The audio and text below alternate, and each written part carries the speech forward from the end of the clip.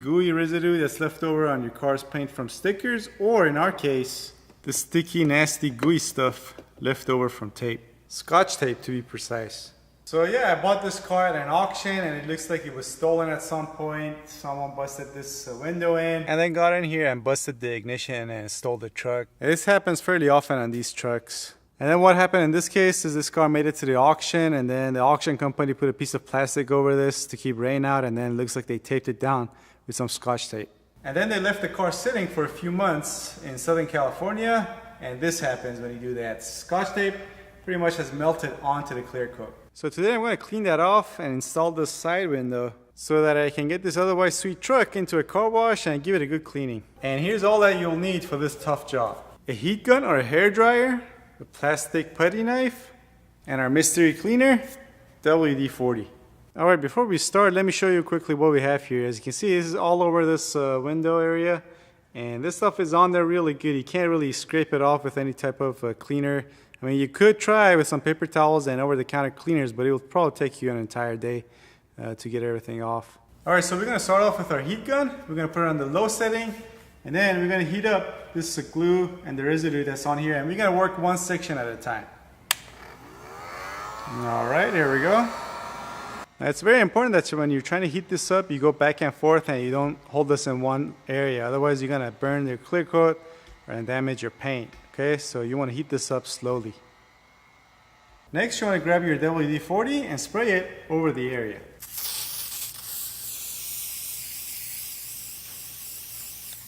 And now we're just going to let it sit for a minute and let the WD-40 do its magic. Alright, next we grab our plastic putty knife and we're going to start gently scraping off and removing this old residue. Look at that. Wow, look at how easily it's coming off now. Just scrape it off here, wipe it on this paper towel, even wipe it off here. Now, this is a pretty severe case. I'm going to assume most people are not going to be dealing with, burnt on residue from duct tape, but rather just, glue residue from stickers and whatnot. But if we can remove this stuff this easily, I have no doubt that you're going to be able to remove any type of glue residue from any type of sticker from your car's paint. No issues whatsoever. Alright, here's a look at the area after our first pass, and as you can see, we were able to get most of it off actually. We'll still have a little area here on the sides, but that's not a problem. We're just going to do another pass and they should all come off, no problem.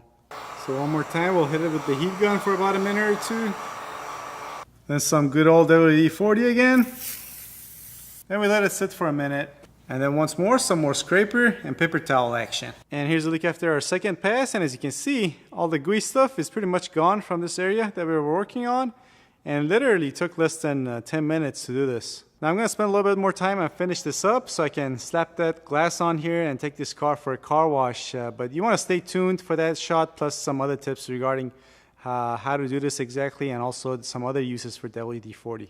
And here you have it, folks. Here's the final product. As you can see, nice and shiny and all cleaned up. It all took less than half an hour. Now it's important that after you finish up doing this, that you thoroughly wash your car and get all the WD-40 off your car's finish. Because there's a chance that WD-40 can eat into your clear coat, and it's just not worth the risk. Just take it out, wash it, and be done with it. Also, once again, as this was a severe case, I had to pull out all the stops and use all the tools at my disposal. But if you're just dealing with one small sticker, you might just be able to get away with only using a heat gun, or just WD-40 on the residue after you pull off the sticker. Also, if you're dealing with a window sticker, you can always use a razor blade, but make sure you never use this on your car's finish, because you will scratch it. Now, as far as what are some other uses of WD-40, well, as some of you may know, this is a petroleum-based product. And petroleum, as in it has a lot of hydrocarbons. And hydrocarbons, as in the stuff that's in your gas that's flammable. So if you ever need to start a fire, let's say you're out camping or something and someone has WD-40, well, guess what? It's not going to be a problem. Especially if it's raining out or if you're in wet weather or humid, this really helps with starting a fire. Now, WD-40 stands for water displacement, and 40 is, I believe, the number for the formula.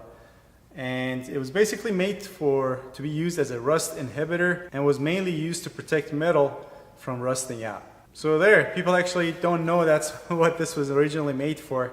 So if you got metal parts that you need to protect against rusting, go ahead and spray some WD-40 on it. It will do the job. And once again, since this is a petroleum-based product, it works very well as an insect repellent. Now I don't know for whatever reason, but insects in general hate the smell of any type of petroleum product, be it WD-40 or gas. I guess you can always use this technique to attack wasps and whatnot.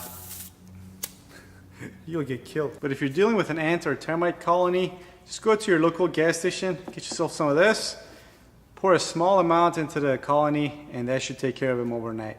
Now, funny enough, one thing that most people use this for is to lube up locks or door hinges and whatnot. But this is actually not meant for that. What happens is that since this is basically oil, once you spray it there, it's going to attract a lot of dust and debris in there, and it's going to gunk up the lock, and you're eventually going to have to replace it. And in case of door hinges, you'll be quickly back to square one. It's going to start making noise and whatnot. And that's all there is to it, folks. Hope you enjoyed this video. If you did, do me a favor and share this video.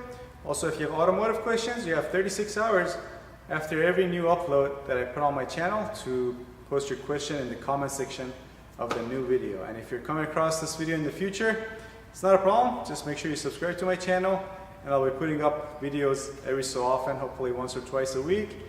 And watch for them in your subscription feed. Click on them, watch them, leave your question in the comment section, and I'll get back to you. Alright, thanks for watching. I'll see you guys next time.